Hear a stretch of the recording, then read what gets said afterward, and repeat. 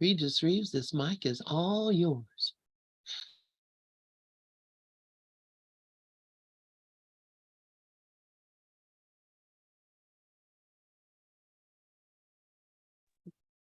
You are muted.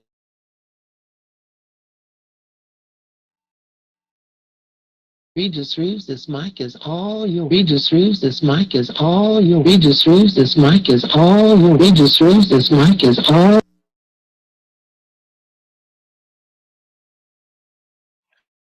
All right, and I'm totally aware that it's all mine. And good morning, and just letting it marinate. Patience, let it be. All that stuff we say. I'm in no hurry. All right.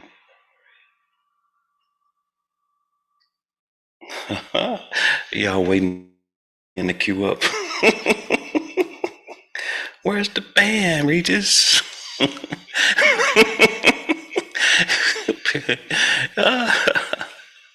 Pure and Simple is ready to dance. Now, if you're not in the chat room, you don't see this. Hey, where's the music?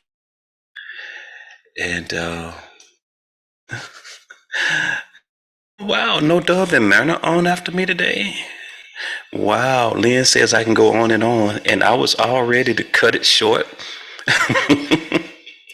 So, and one of the reasons I went into Zoom is because Marina's comments last week. Well, sometimes I see Regis and sometimes I don't. And Lynn was trying to explain to her where I was on Pal Talk, and I don't know if it was really registering, but I said I'll keep it simple for Myrna, and just do Zoom for sure on Tuesdays, just to make life less complicated, even though life is not complicated anyway. Sometimes it appears to be. So, I'm just getting some things set up here. Is our screen share up? Oh, am I on your screen today, Lynn? Just getting, I see the button. Host disable screen sharing. You may have not saw my note in Pal Talk where I requested that you turn on my screen share, because sharing with me today is going to be a little bit from Zuma's minister, where she was talking about a topic I've been wanting to talk about it, and so she helped me get kicked into gear to go ahead and talk about it. Thanks, Lynn. I see it's available now. And so we're going to be listening a little bit to Reverend Tawana, and we'll get all that started right after this. You're listening to ACIM Gather Radio for students and teachers of A Course in Miracles. Join us at acimgather.us.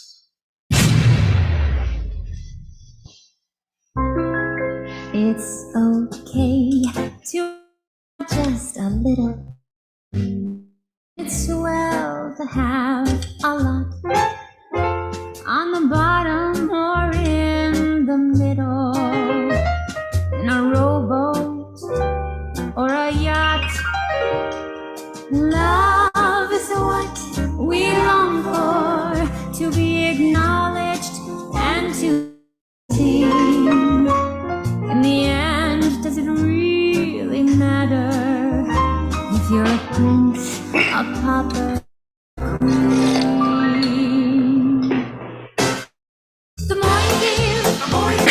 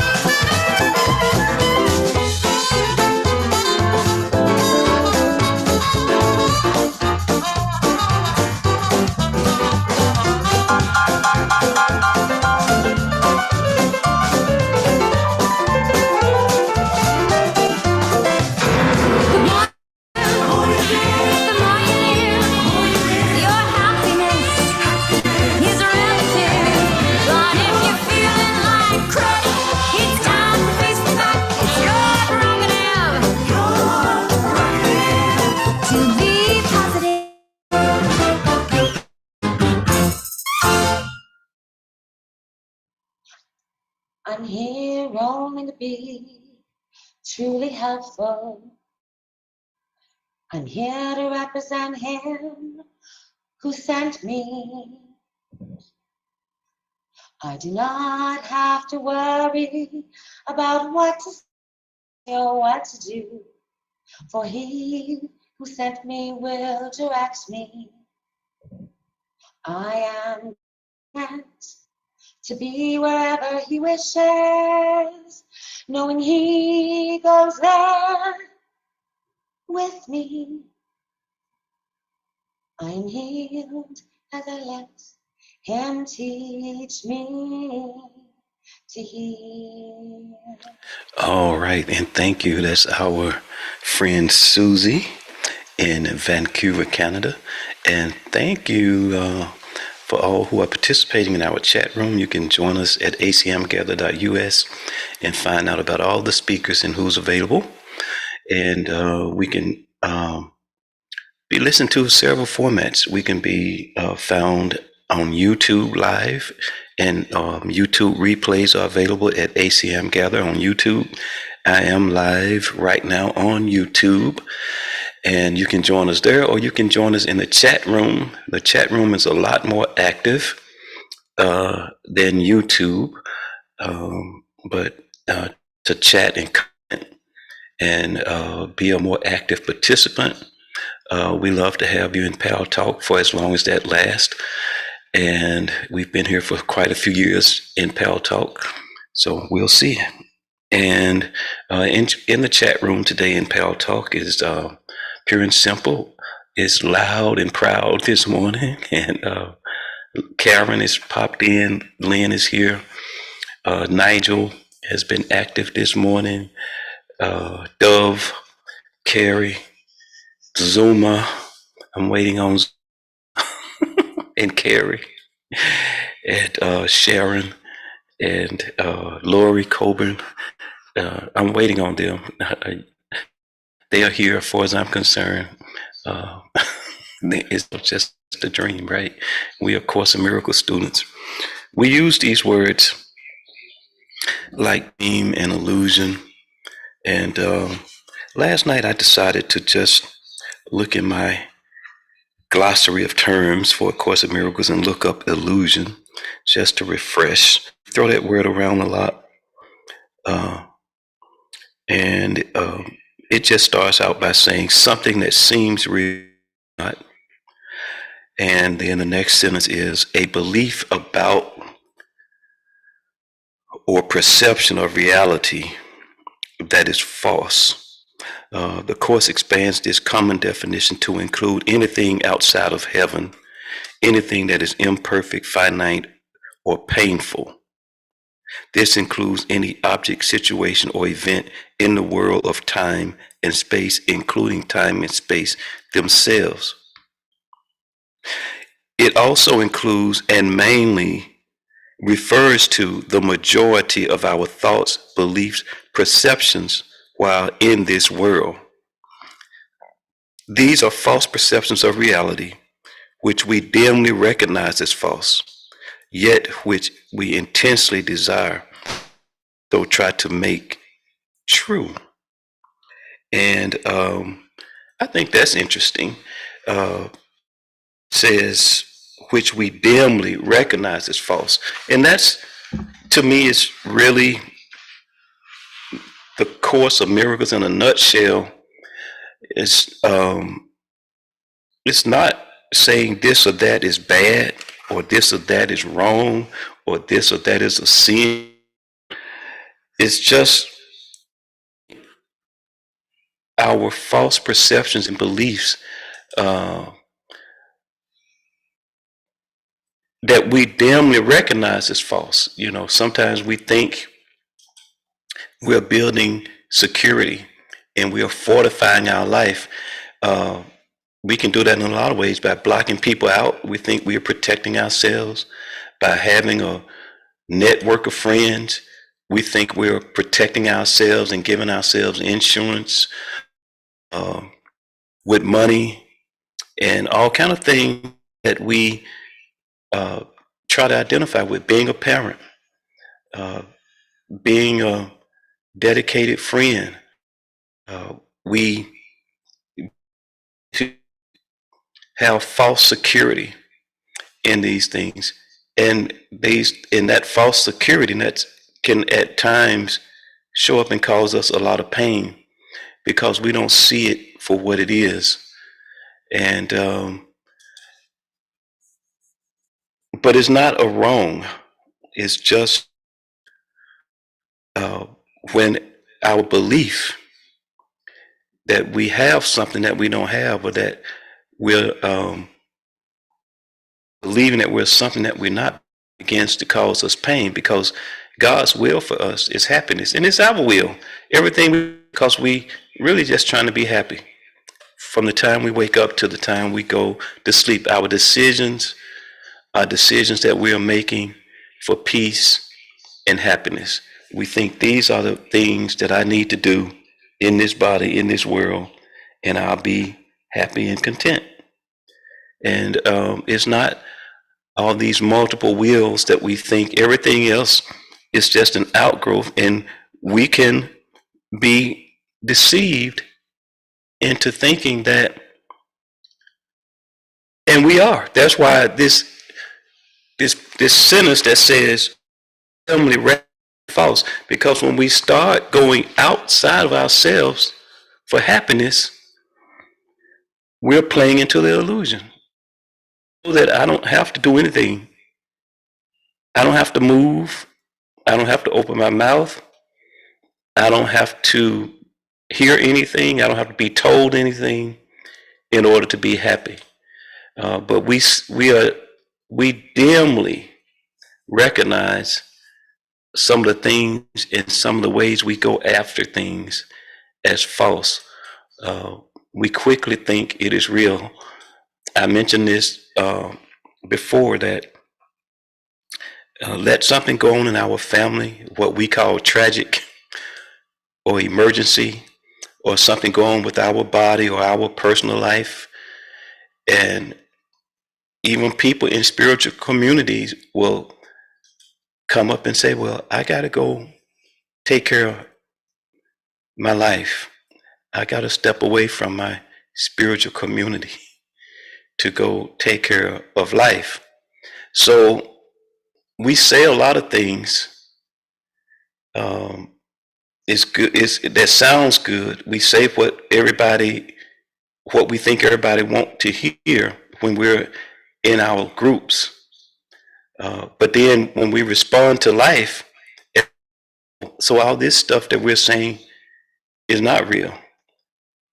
This other persona life that I have is really the real life. I need to step away from this. Well, what is this?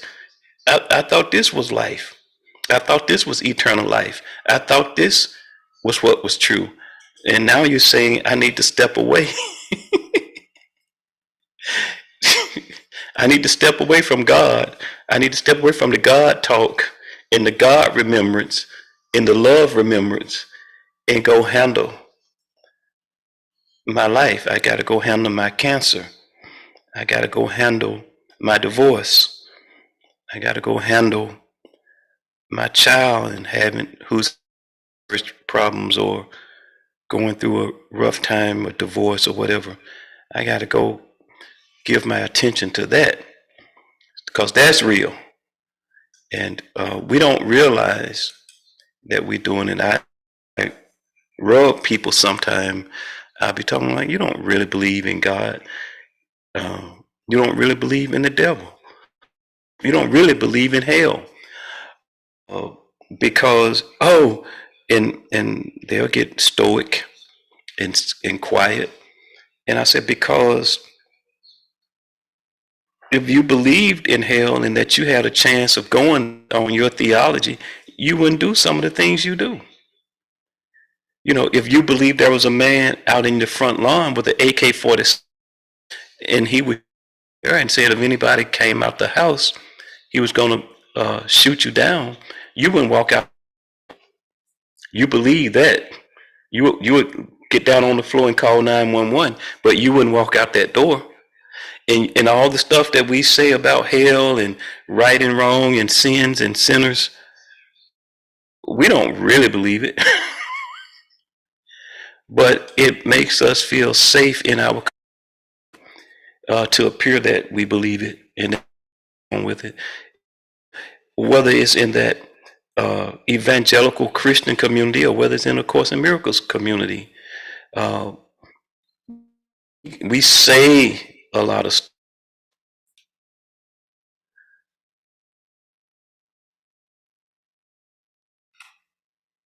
but is it really the truth of who we are? Looking at the board here, Karen typed, noticing when we bring truth to illusions and looking at our beliefs in the illusions, the cause of pain. Yeah. Noticing when we bring truth to illusions and looking at our belief in the illusion that cause us pain. Right. And that's really what the Course in Miracles is saying, just in different forms, with different group of words for a different mind, in a person from a different background, in a different use of words and a different vocabulary of words. The Course in Miracles is just saying the same thing over and over. And it's just saying, look at how my belief is causing me pain. One of the things that I've been looking at from a little bit different perspective is how on the reverse side, in our communities, we seem to shy away from money talk, and the Course, and I typically don't just pick out one excerpt, but one sentence, one 4-word sentence in A Course in Miracles says, no matter what I'm saying in this paragraph about it, it wants us to understand this for sure. Money is not evil.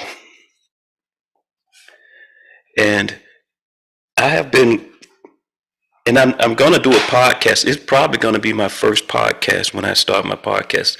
The topic is going to be money. I believe. I'm thinking very strongly that, and I've been knowing that for a couple of months that was probably going to be the first thing I talk about when I go live with the podcast. But in this context, in this group, in this setting, money is not evil. We tend to not. There seems to be some level of discomfort with money talk. We can talk about sickness. We can talk about food. We can talk about. We was talking a few weeks ago about alkaline water that's good for the body. We can talk about being a parent and what our children means to us and what our friends mean to us and what we mean to each other. We can talk about liking donuts, loving our morning coffee. But we seem to get a little befuddled when we talk about money. Karen putting value on money over love is probably one of the biggest causes of divorce. So, I think putting value on loneliness is one of the biggest causes. To being married and feeling alone and feeling that my spouse don't understand me and they don't get me and I just feel like I'm still alone. We make idols of so many things. We make idols of ourselves. When we talk about special relationships, we still think outside of ourselves. We still think outside of ourselves. We don't, when we hear special relationships, we go straight to other people. We don't go straight to, oh, what about the special relationship I have with this persona, this personality that I think I am, Regis? And that's why I've always said, when you let yourself off the hook, you'll begin to let everyone else off the hook. When you stop taking yourself so serious, what about the idol in the illusion that you have of yourself? And as the truth of who I am begins to come forth, then everything becomes loose. You know, I don't, my identity, my embarrassment about how much money I have or don't have. Because on the reverse side, some people for success. That doesn't mean anything either. That's not evil. A lot of money is not evil, and a little money is not evil. So the course just simply says money is not evil. That's what it says in that one sentence. That's around a lot of other sentences. But that's my focus this morning. You can read the whole chapter and section and see a lot of things. In Ecclesiastes, it says money and all, and it does in this body, in this world. You need medicine, you need money. And money buys the medicine. You like donuts and coffee, money buys donuts and coffee. You like a roof over your head. You don't like living outdoors with the stars as your sky at night. Money pays for your housing. You like electricity and internet and Wi-Fi. Money pays for that. And we can talk about all these other things. We can say, I need a new computer. But we can't say I need some more money. You know, and I'm talking about in the spiritual community. You know, we can say, oh, we need a new building for our meeting place. And we'll talk about the building and what's required and the upkeep, but just ask for the money. You know, we need money. You know, I want money. It ain't always need, I want. I know I can live off of less, but I like a variety of shoes. I like a variety of shirts, a variety of pants. There are some people that don't. I know some people that's doing well. And one chiropractor friend of mine in Baton Rouge, we would talk about stuff like that, and he was like, I just have like 2 pair of shoes, you know, a pair and a black pair, you know. And he would notice every time for chiropractic services, I have on different shoes, you know. And so we talk about stuff, and so it's just preferences, you know. I like to go out to eat. I like to pay for it. I like to leave a tip. Money allows me to do that. But when we get to money, we go straight to what's not real. We go straight to it's just an illusion. We go straight to it's just an idol. Well, so is the coffee that you have to have every day, that the money pay for. So is the pizza. So is the fish. Well, the body's not real. Well, why you keep feeding it? Why you keep stuffing it with food, and you try to drink water so you don't dehydrate? So all I'm saying is money is not evil. And we would be probably a more prosperous community if we got over these stigmas, because we are the ones that differentiate. As we were talking a month ago, and we was talking about having mental support through medication, mental and emotional balance through education. Who's the person that's saying one thing is less spiritual than another? Who's to say that that's less spiritual than me having to have a cup of coffee every morning? I can't start my day without my cup of coffee. And we just giggle. We just giggle and keep talking. And why is the conversation so serious? If I say I have to take to go to sleep, now the conversation turned a little serious and feel guilty and feels a little shameful.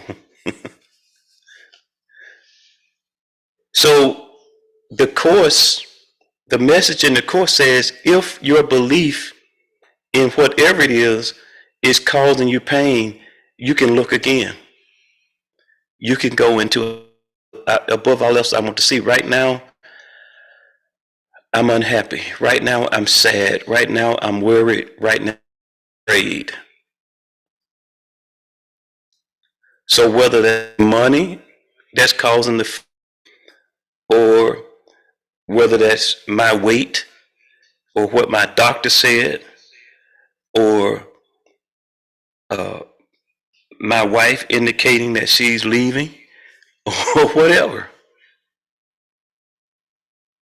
or there's going to be a lot of traffic this morning and I have an appointment. What's causing me to not be happy? What's causing me to not be in a place of peace? And we can talk about all these myriads and variety of subjects and topics, but we seem to get shy and we want to shut down money talk real quick. We don't want to make it the center or the central focus. But it's driving everything. I wouldn't be talking to you, making this recording on YouTube without money. Lynn Johnson, that keeps all this going, sometimes have money crunches because she has to pay for subscriptions and keep things running effectively. You can't always have the free subscription. You need a paid subscription. And, you know,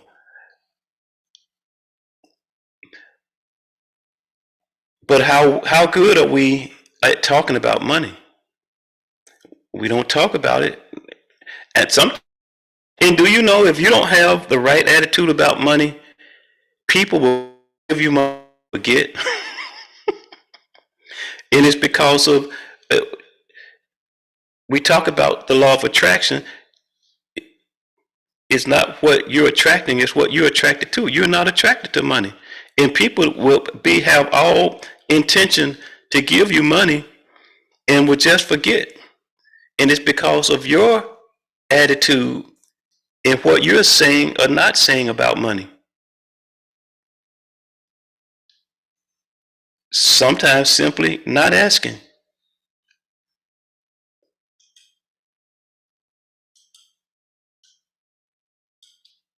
Not having any shame around it one way or the other. A friend of mine, they used to marvel. And people still, I was saying the other day, walk up to me and want to give me money. Why are you giving me this? Now I don't ask why. I don't ask what did I do? I don't ask that anymore.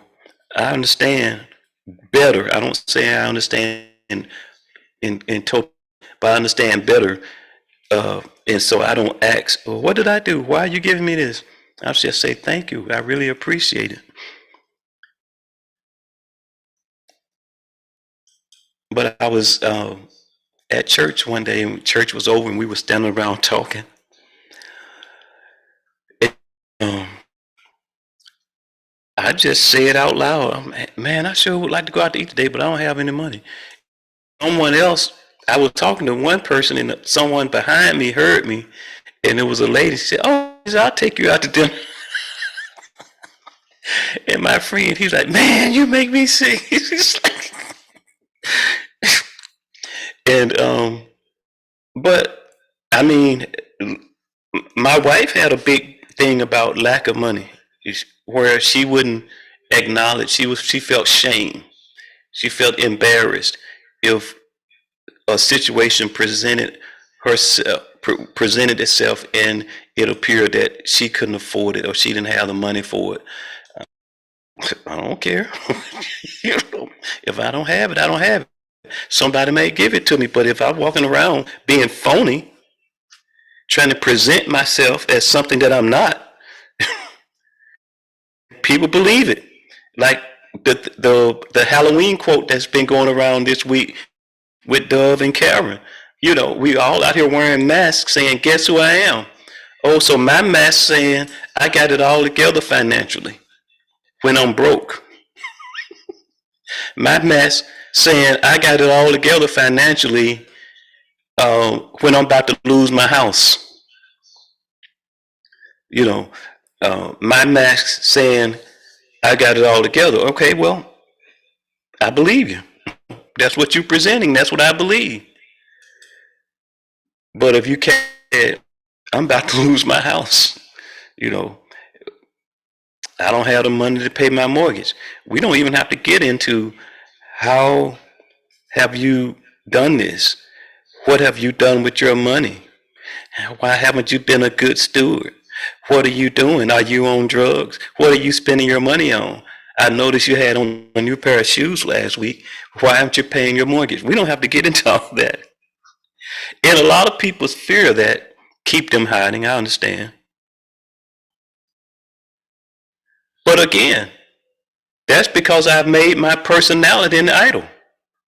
That's because I've made this persona of me an idol. That's because of this special relationship that every time I hear somebody say special relationship, I think of other people instead of thinking of the special relationship that I'm having myself in every way.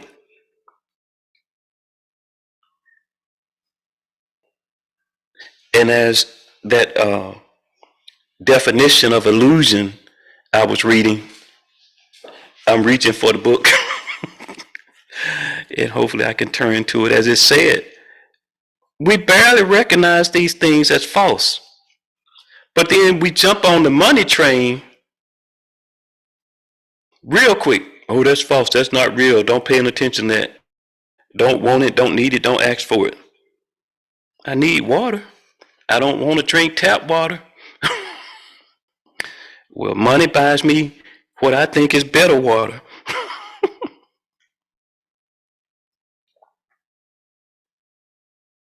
It says these false perceptions of reality, which we dimly recognize as false, yet we intensely desire and so try to make true. And Karen typed above all, remember you have one problem, and that problem has one solution. It is in this that the simplicity of salvation lies. It is because of this that it is guaranteed to work. What idol am I putting before God? The only problem is the belief that I could be separate from my source. And that's the thing. Even Christian ministers finally came around and saying, well, the Bible really don't say money is the root of all evil. It says the love of money. And just because I have a lot of money don't mean I've made. And just because I have a lot of prosperity doesn't mean that I have put my trust in those things, you know. And my salvation doesn't lie in my wealth and my poverty either. My salvation is in my atonement, that I am the beloved child of God in whom he is well pleased. I am saved. I am saved. There's no sin in you, Father, so there's no sin in me. There's no guilt in you, so there's no guilt in me. You know, I didn't want to walk to Colorado. I didn't want to do horseback to Colorado. I didn't want to ride a Greyhound bus to Colorado. I don't even want to drive Colorado.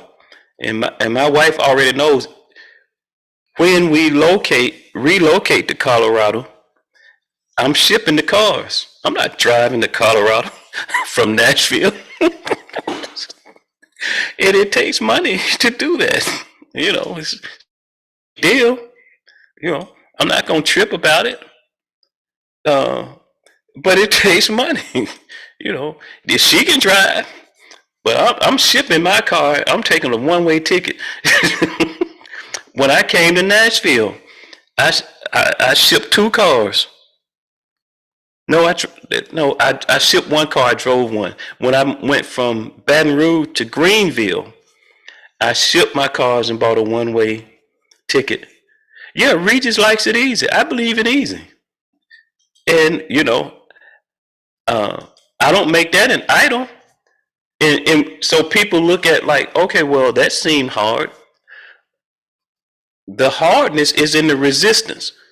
It doesn't mean that you don't have situations that you have to work through, but really the hardness of life is in the resistance. So a lot of I believe in easy, it's just I don't believe in resistance. The side of that coin is, I don't believe in resistance. Persist. So why do we resist so much? It's a cute quote. What you resist persists. Well, stop resisting. Don't resist the bad job.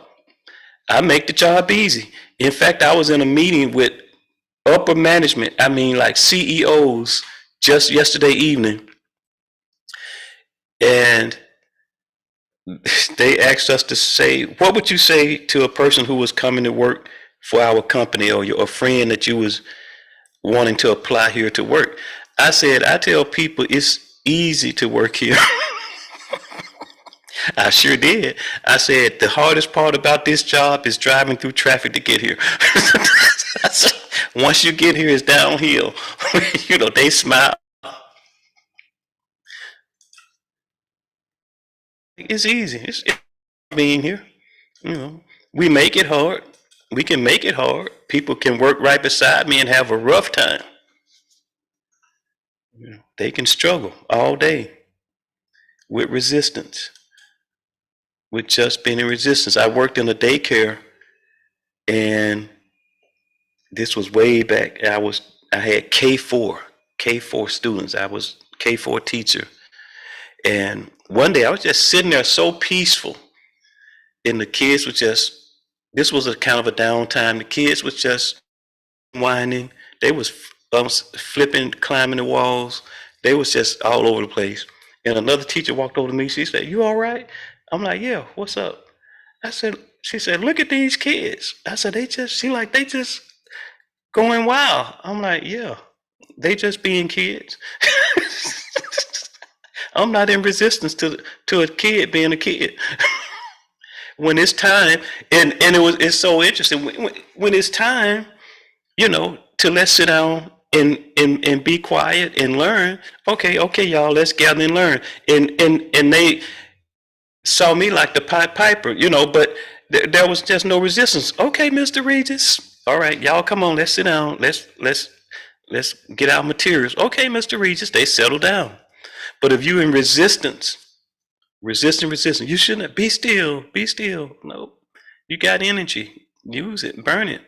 I'm watching. I was sitting there calmly watching, making sure nobody was being unsafe. Nobody was gonna come home with a broken arm or broken leg, But I was attentive, but I was just so relaxed, sitting there in the quiet, and they was just any other teacher or that teacher, she would have been like, "Y'all stop, sit down, stop climbing up that wall."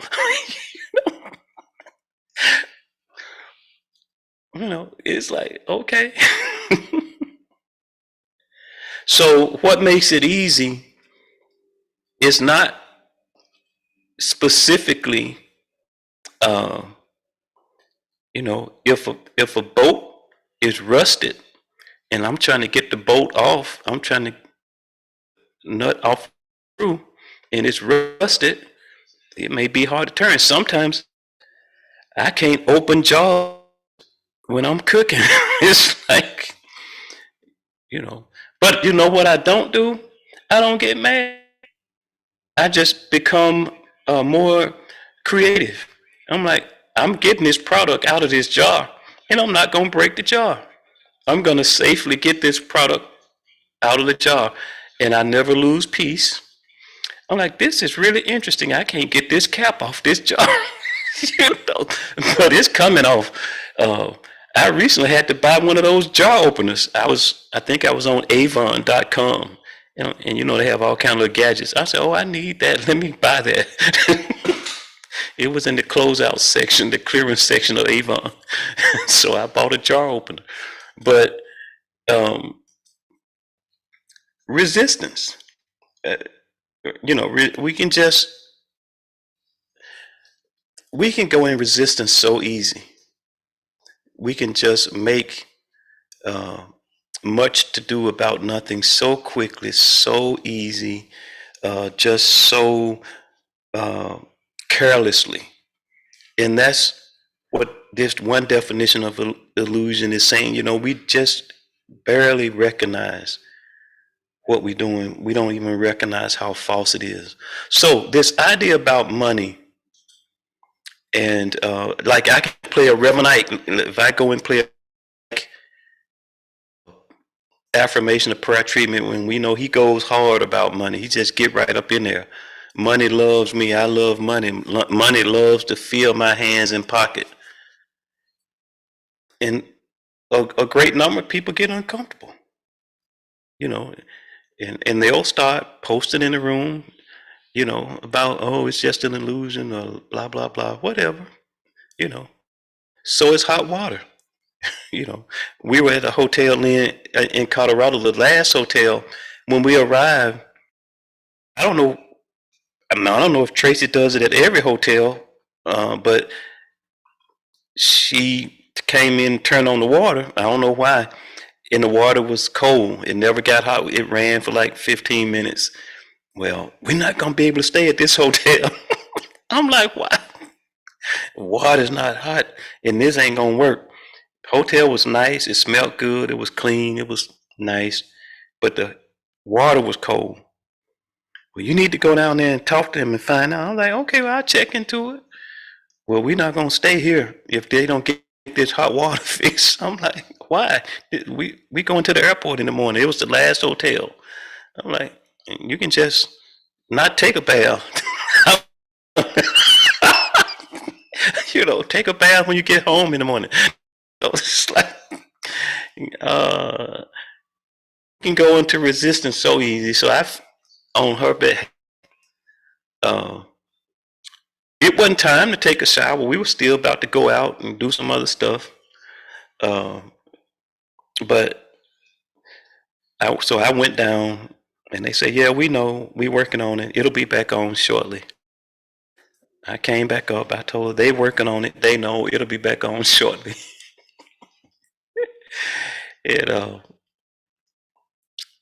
I said, hopefully they honest.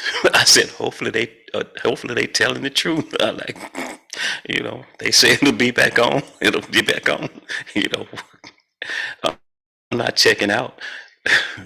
You know, so it came back on, and she said, oh, this water is really hot. It's hot like our water at home. You know, okay, yeah. Much to do about nothing. You know, I believe in easy, dear.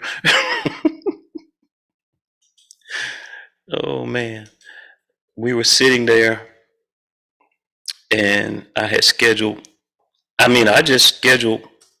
appointments. I had my annual physical scheduled the other day, and then the work schedule came out. I was scheduled to work that day and that afternoon, and so the physical time and my work schedule conflicted. So we were sitting there at the table, picked up the phone and called the doctor's office. I said, oh, I need to reschedule that appointment. I have to work at the same time. And she said, well, when you want to come in? I said, well, do you have anything come earlier the same day? She said, let me check. What do you think she said? She said, oh yeah, you can come in at 9. I said, okay, I'll see you at 9. I believe in easy. We don't have to get into resistance about it, you know. And does it always work like that? Yeah, I think so. You wanted me to say no, it doesn't always work like that. Well, yeah, I say it always worked like that. Come in, Zuma's not here. So I'm going to go over to Zuma's pastor.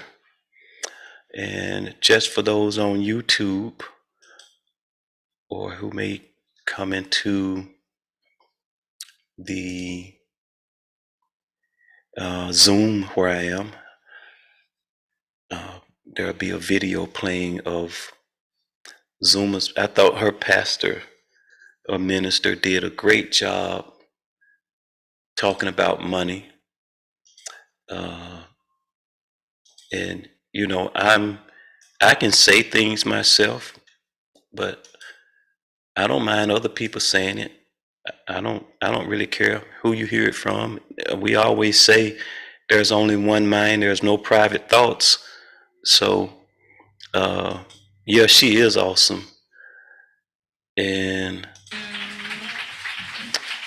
so here we go with Reverend Tawana.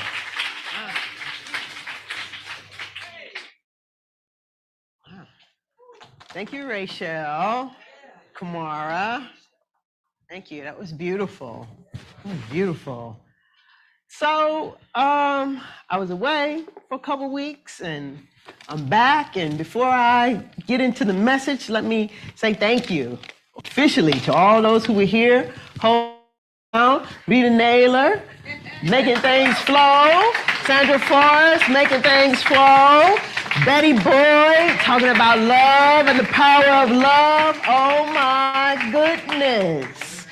Al and everybody who made sure the doors was open, and Liz making sure the doors was closed. And Jerry Walker reminding us to consider our stories and the deeper story. I mean, you're in good hands, love. And Jerry said, you know, stop thinking it up. I mean, stop making it up. Think it up. Stop making it up. Think it up. Wow. Well, let me just go ahead and say, every Sunday in October, I'm going to be talking about money. Let's just get it out there. But as it relates to principle, let me say that. So as always, I like to get us started with a few spiritual principles. You can find a copy of the principles if you download the QR code on your phone that you'll find in the back of your chairs. There might also be some copies printed, and you can have a copy of the same thing that I have in front of me. So this morning we're working with spiritual principle number 1. And it says that we believe in God. And let me say it like this. I believe in love. I believe in truth. I believe in beauty. Spiritual principle number 2, we believe in the individualization of the Spirit in us, and that all people, everybody, all of us, all of them are individualizations of the one Spirit. Spiritual number 8, and I'm going to give it to you, the interpretation and the non-jargon. Spiritual principle number 8. We believe a belief is not an idea that my mind possesses. We believe that it is an idea that possesses my mind. What I believe can move a mountain or put one in way. We believe it is done unto us as we believe. We believe that nothing happens to me. It either happens by me, through me or as me as a result of my thinking. We believe thinking is powerful, so powerful that it can control, it can change the conditions in life. That's what we believe. That's what I believe. And so last year we had a theme. Our theme was prosperity and abundance. We talked about it all year, and we had a working definition. And I got $20 of anybody who can tell me the working definition. I mean, I said it a million. No, I'm just joking. I don't put y'all on the spot like that. I'm going to give you the definition that we worked with all year. Prosperity and abundance. Coming to rely upon the source of all things more than anything. Coming to rely upon the all things more than anything. And what's in this definition is the opportunity for us to be aware, for us to be very, very, very aware of the moment that we are no longer depending on the source of all things. The moment you're depending on them. The moment you're depending on your future thinking. The moment you've stepped into fear. To be aware. That's an abundant and prosperous life. We want to be aware because when we are not, what we have done then to ourselves is we've shut our ability to receive a new thought. We shut off the opportunity. We've taken away the opportunity to give ourselves to speak a new word.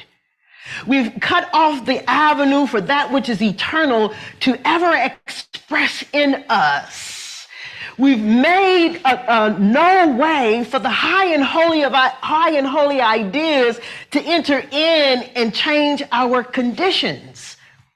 If we're not aware that we're no longer relying upon the source of all things for everything. And if, in fact, what we need is a new thought, and it is, and provided we've opened ourselves up enough to receive a new thought, the very next thing we need to do is listen, to hear it, to take it in, and then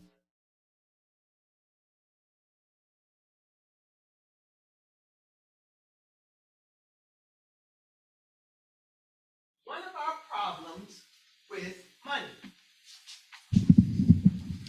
We don't respect money. So listen to money. We don't respect money, so we don't listen to money.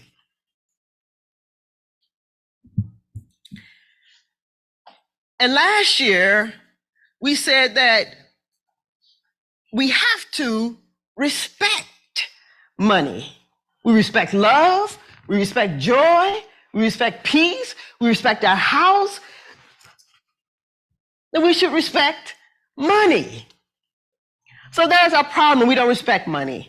Because here's the thing, just as you have a story about money, money has a story about you. I don't want you to miss this point. We're talking about money, but I want you to add in there that relates to you and your life. And one more thing, as I'm talking about money, I want you to be aware of how it's making you feel. I want you to be very aware of what you are thinking. Okay? But just as you have a story about money, money has a story about you. Just as you got a story about love, love has a story about you. Just as you have a story about joy, joy has a story about you. Just as you have a story about peace, peace has a story about you. Let me bring it on home. Just as you have a story about them, they got a story about, yeah, there you go. There you with me. You with me, Nikki. You with me. They got a story about you. Here's the thing about stories. Our money stories or the story that money would tell about us, our money stories, it points us to the familiar. And the very reason we come to a place like this and take class so that we can practice. Our practice leads us into letting go of the familiar. That's what we're doing because it's no longer serving us. It's old. It's not working.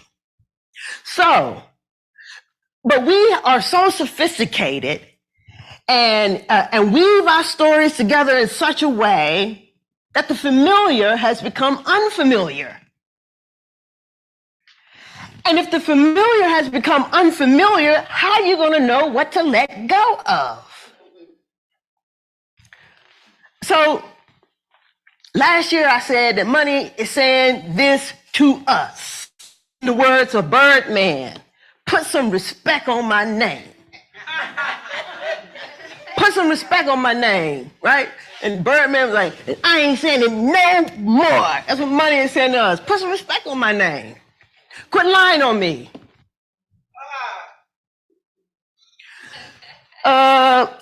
Stop blaming me. Money is saying, stop using me to manipulate them. Put some respect on my name. You know, it's time we let go of our stories about scarcity and lack and began to embrace stories of abundance. It began to embrace the fact that we are one with the source of all things. You know what I mean? Give me a minute. I need a minute with that, Rita. I'm one with the source of all things. If I need a thought, if I'm in need of love, if I'm in need of wholeness, I'm one with the source of all things. We're dealing with simple affirmation here. I cannot lack. I can never lack. I can never lack for love. I can never lack of joy. I can never lack of peace. You know what I mean? Blessed is the ones who think and feel. Blessed is the one who feels and thinks. That's us. Ours is a thing of thinking and feeling. And so our theme is be resolved.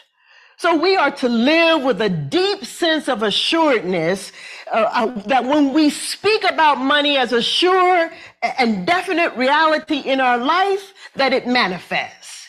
We should be talking about money in the way that we talk about the love that we experience when we come into the center of peace. It's a definite reality in my life. I know I'm going to have the money that I need to do the thing that I want to do. I think it was Raymond Charles Barker, prosperity and abundance. The definition is being able to do what you want to do when you want to do it. But we should get comfortable speaking about it in a very assured way. It's definite in my life. And so every year for the last 7 years, in October, I get up here and I talk about money. And every year, undoubtedly, like clockwork, somebody come up to me and they be like, with all due respect,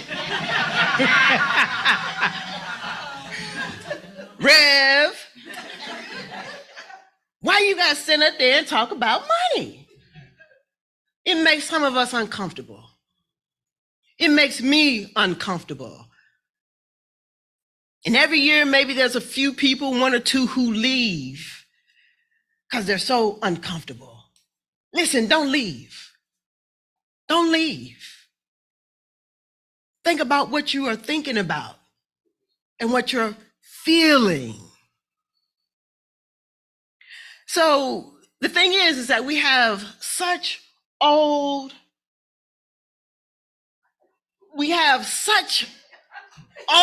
behind ideas about money. We got old ideas about church and money. We have old ideas about the pastor standing up there talking about money. something is funny with the money, right? Something with the money and the. But the thing is that we're not talking about money because we're so worried about money. We don't have an opportunity to talk about money in our relationship with money. We don't talk about money in our relationships. But the very reason I get up here in October every Sunday to talk about money is so that we can think about money. To give us the opportunity to think about money. And for us, thinking is critical. It's necessary. It's critical. It's a critical aspect in order for us to be able to live in joy, to release and let go. Remember? Ours is a thing of thinking. Worrying is not thinking. You should tell your neighbor, worrying is not thinking. And tell the other neighbor, worrying is not thinking. It's not thinking. In the Art of Abundance, this book is by Dennis Merritt. On page 3 and page 4, he says this: not only do I want you to think about abundance and what it means to you, I also want you to experience how you feel about abundance. This is important because behind your feelings, you'll discover your deepest beliefs lurking, often without your awareness, operating incognito. In other words, what you think about abundance may differ greatly from what you deeply believe about abundance. Let me give it to you again. In other words, what you think about abundance may differ greatly from what you deeply believe about abundance, and thus your ability to demonstrate abundance in your life. Exquisite balance between head and heart, thought, feeling is required to access the principle of abundance that awaits your awareness and acceptance. Let me put it to you like this. What you think about money is your story about money. And what you believe about money is money's story about you. Two different stories. Not even aware of it. Two different. Let me put it to you like this. What you think about money is your story about money. And what you believe about money is money's story about you. Two different stories. Not even aware of it. Two different stories, not even aware of it. So if money was standing up here and money was telling my story and money was imitating me, money would say something like this. Here's her story. People do crazy things for money. People will forsake love for money. This is what money would say about me. People act without conscience when it comes to money. People will take you places you don't want to go because of money. People will leave you in situations you don't want to be in because of money. And because of that, I've kept money at bay. Unconscious of it. As long as I'm not too close to it, I'm all right. I can let a little bit in, but the rest, stay out there. Listen, I don't know about you, but me, I want to live an abundant life. I want to live a prosperous life. What was behind the story, as Jerry invited us to do last week, to take the deep dive, what's behind my story is that I'm not enough. What's behind my story is I'm not good enough. Because if I was enough, they never would have took me to the place that I didn't want to be. They never would have left me someplace I didn't want to be. This is a story that money can tell and is telling me. When did I come to this revelation? This week. The work is mighty. The money stories run deep, but our connection with God runs deeper. You've got to uncover your money stories if you want to live abundantly and prosperous. And whatever your money story is, enough, there's not enough, I can only have this and not that, or you can have this and not that, you can have my money but not my heart, whatever your story, I don't know, but this is a story that money would tell about me. I'm clear about it. No longer am I keeping money at bay. That story is old. Remember a couple weeks ago, Leslie, how long we gonna tell the doggone story? That's it for me. No more. We've got to get comfortable talking about money. We've got to get comfortable thinking about money. We've got to get comfortable feeling joyous about it. Listen, you can't be looking for a job and worried about money. You can't be looking for a house and worried about money. No, let me give it to you. You can't be looking for love and worried about money. Because the only thing you're going to find is a thing you are worried about. That's the only thing you're going to find. Ernest Holmes says that we need to acquire a money consciousness. In his book, Creative Mind and Success, on page 38, here's what Ernest Holmes has to say. He says that many people seem to think that money must be evil. But actually, it is only an inordinate love of money that is characterized as the root of all evil. If all is an expression of life, then money is an expression of life, and as such, must be good. Tell your neighbor, money must be good. Money must be good. Tell your neighbor, money is good. Money is good. Ernest Holmes says that what we need to do is acquire a money consciousness. This may seem very material, but the true idea of money is not material. It is spiritual. We need to make our unity with it. We need to become one with it. We need to unify with it. If we can never do this while we hold it away from us by thinking that we haven't it, let us change the method and begin to make our unity with supply by daily declaring that all the power in the universe is daily bringing to us all that we can use. Feel the presence of supply. Know that it is yours now. He said that the one who can get this in their mind can get this in there, can get money in their pocket. Listen, ask your neighbor, is your pockets fat? Is your pockets fat? When you get it in your mind, you get it in your pocket.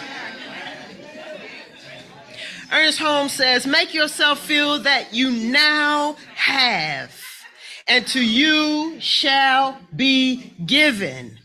Work with yourself until there is nothing in you that doubts.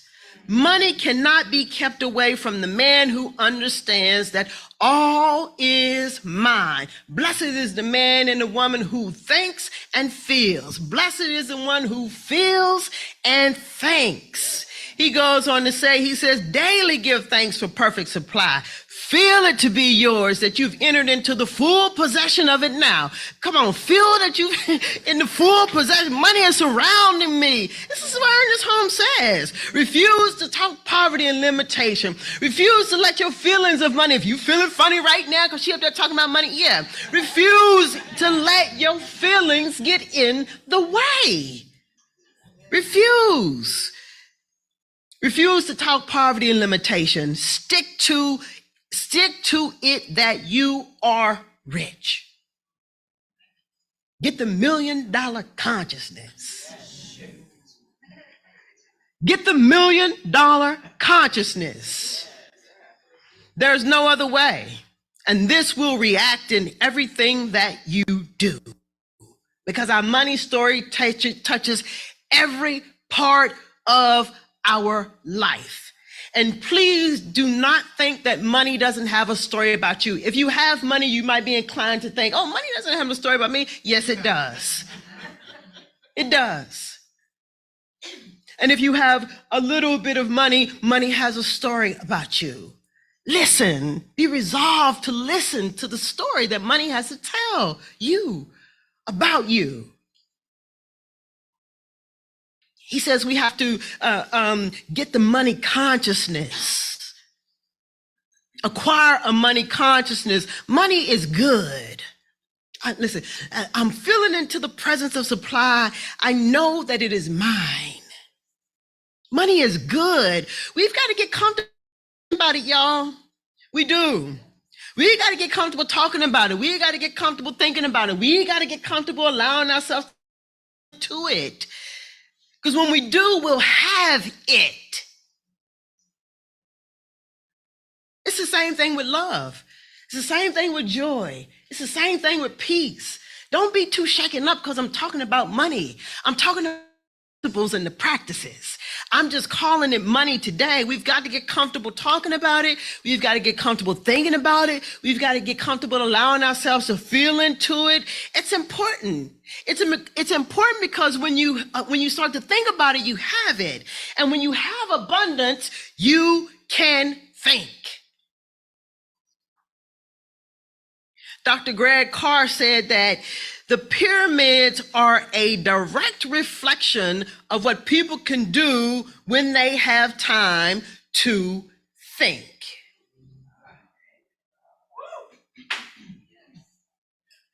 In other words, when you have abundance, you have time to think. Don't make it up, think it up. Be resolved. It's essential that we talk about abundance. It's essential that we think about abundance. It's essential that we talk about prosperity. It's essential that we think about prosperity. Listen, it's essential that we talk about beauty. It's essential that we think about beauty. It's essential that we think about opulence. It's essential that we talk about opulence. It's essential that we think about it. It's essential that we think about it. It's essential that we think about it and not worry about it. That's all I got today. Come on, practitioners. Join me in just helping us get anchored in this message today, and the words that have been spoken, the songs that have been prayed, and all the prayers that we've done thus far. Gratitude before me, behind me, gratitude to the left of me, gratitude to the right of me, gratitude above me, gratitude below me, gratitude within me, gratitude all around me. I'm so grateful, I'm so grateful, I'm so grateful, I'm so grateful, I'm so grateful, I'm so grateful, I'm so grateful, I'm so grateful. That's Reverend Tawana Malone, just driving it home in her way through her personality. And I loved it and I liked it. And just really spoke the sentiments of my heart in regards to the subject. And as she was saying, you think about what we're thinking about. If we can talk about the vacation that we paid for with money, we don't have any problem talking about the vacation, what we saw, how great it was. But feel as comfortable talking about the money that paid for it. If we talk about the new car and how great it is and how blessed I am to have this new car, why can't we talk about the money that paid for it with the same enthusiasm and joy. And if I don't, if I can't, if I neglect to, why? The Holy Spirit says, I don't tell you what to do. I don't tell you how to do. I don't command, demand, but I do ask compelling questions. And sometimes we have to ask ourselves these compelling questions. We have to thine self be true. We have to notice and pay attention to our discomfort. With money talk, I don't have a discomfort in talking about hot wings. I tell people often I love hot wings. I tell people I love homemade ranch dressing. When I say made, I mean made by the restaurant. Those different restaurants that have their own recipe and make their own. So I don't have a problem telling people I just buy the hot wings for the ranch dressing. I just need something to dip into the ranch. And we talk and we laugh about it. But we don't talk and laugh about the money that paid for it. Oh man, money was so great. That money to do this and to do that. And oh, I'm just so excited. My wife and I, we was talking a week or so ago because I've been planning to talk about on my podcast when I start, but and before I even heard Reverend Tawana, my wife and I was talking just a couple of weeks ago. I said, you don't have any problem talking about when your money is low. And I hear you in the house talking about, my money is low. I got to build my money back up. I said, but when you're prosperous, I don't hear you say anything. When your money is high and you have all you think you want, or it's going in the right direction, I don't hear you say anything. But if you check your 401k and we've had a turn in the stock market, oh, I looked at my 401k and ooh, it was painful. But I don't hear you say anything when it's flowing. Why is that? And I just said that to my wife. I'm like, why is that? So it's like we have to, and we don't have to. It would be to our advantage, and to understand the source of all things. And the Course in Miracles warning us is when we look to the things and not to the source. When we start putting more trust in the thing, that's relationship, whether that's the marriage, whether that's the friendship, um, you can be in a marriage and we don't anymore. We just don't talk. What do you want? What do you want to talk about? Hamburgers? What do you want to talk about? TV shows? What do you want to talk about? Remodeling, houses. What do you want to talk about? We don't talk anymore. I guess I've fallen out of love. I need a new relationship. Well, I'm unhappy. We don't talk anymore. I'm unhappy. I'm sad. Well, I'm no longer looking to the source of happiness. I'm looking to you as my source of happiness. I'm looking to the ideal I have about this relationship as my source of happiness. So that's all the Course is saying, whether it's about money, whether it's about people, whether it's about position, power, whatever. Oh,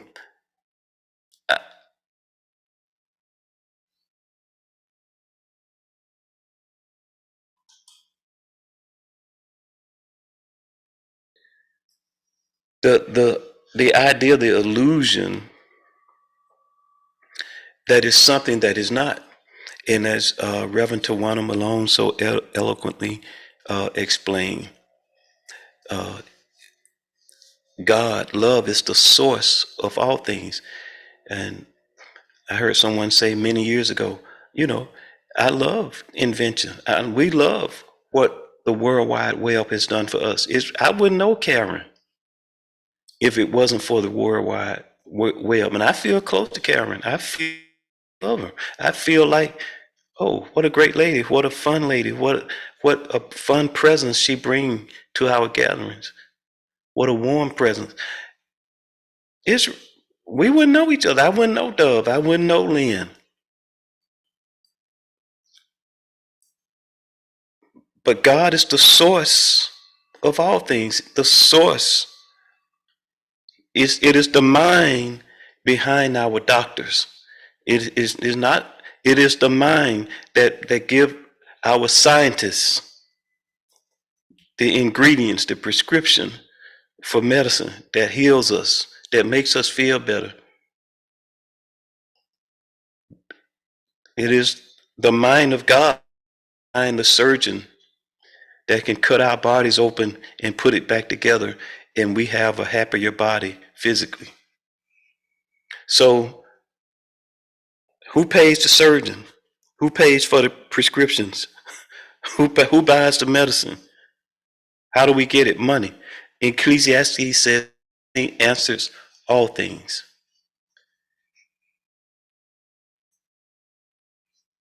All things in this world pertaining to this life in this body. And its source, what God created the world.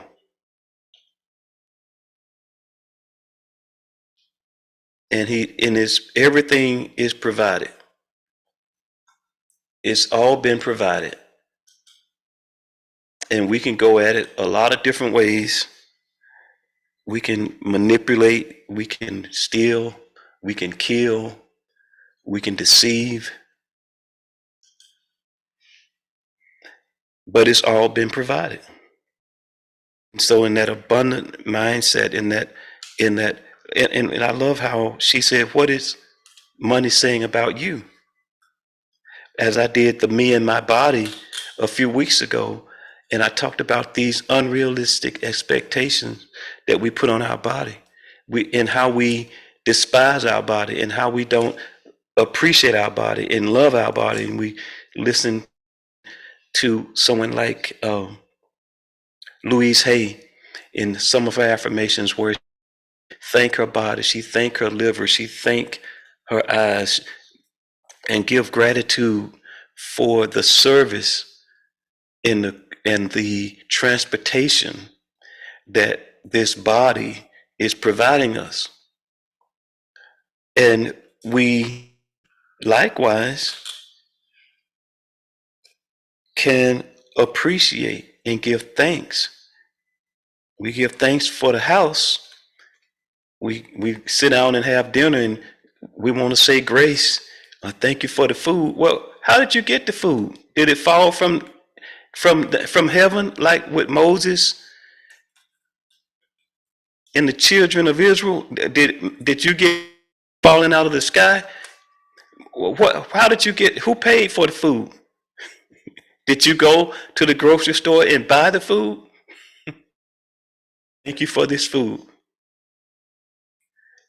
But something feels off to say, Lord, we thank you for the money to buy food. It feels so. Think about, and Reverend Tawana used one of my favorite quotes.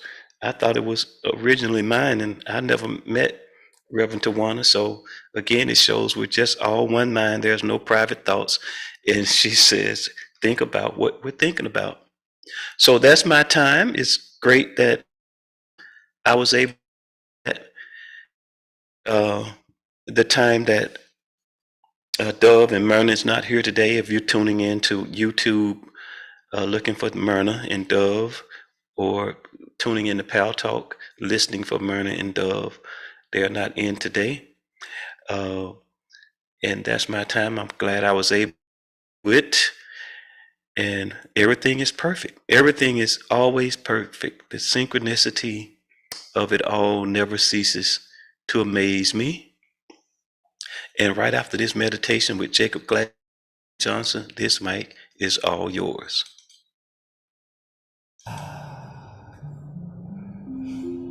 Sinking down into the present moment.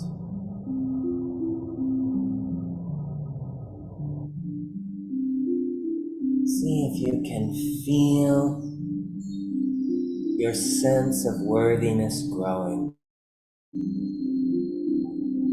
All holding back, playing small, wishing and hoping, beginning to dissolve away, and being replaced by a growing confidence, a sureness, an expectation of things going well. Things are always working out for me. Things are always magically working out, always working out for me. Keep working out for me. I love the way that things keep working out for me. All the time, things keep working out for me. I'm expecting that things are going to work out even better now because I am massively worthy. I am worthy of success. I am worthy of the life I desire. I am worthy of the life I choose. I'm worthy of achieving my goals. I'm worthy of it happening in wonderful, easy, joyous ways.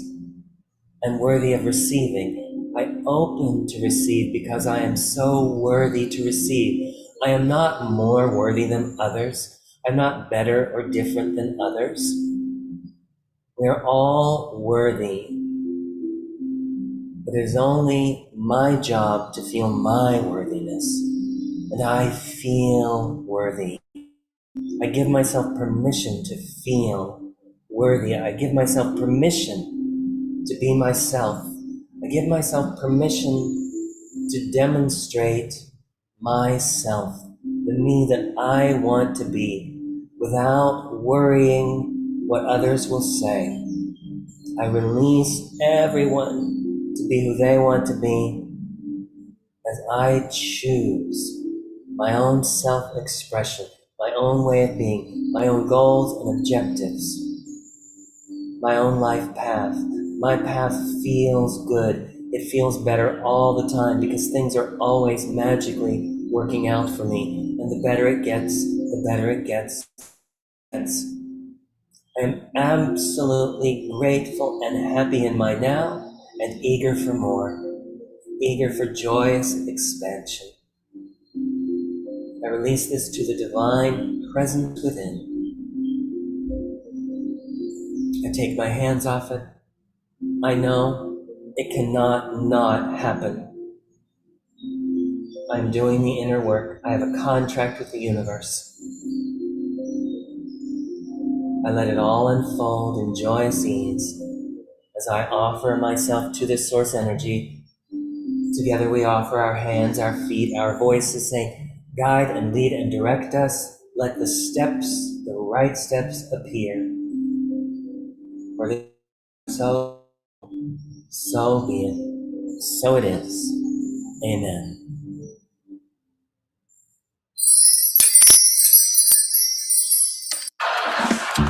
The more you give, the more you give, the more you live, the more you live. Your happiness is relative. But if you're feeling like crap, it's time to face the fact. It's your prerogative to be positive.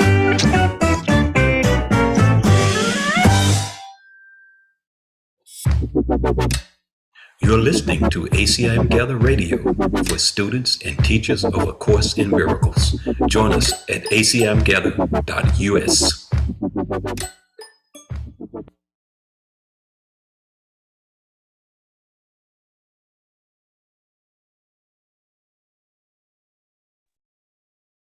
Thank you so much, Regis Reeves. I so appreciate you and everything you do. You are the best.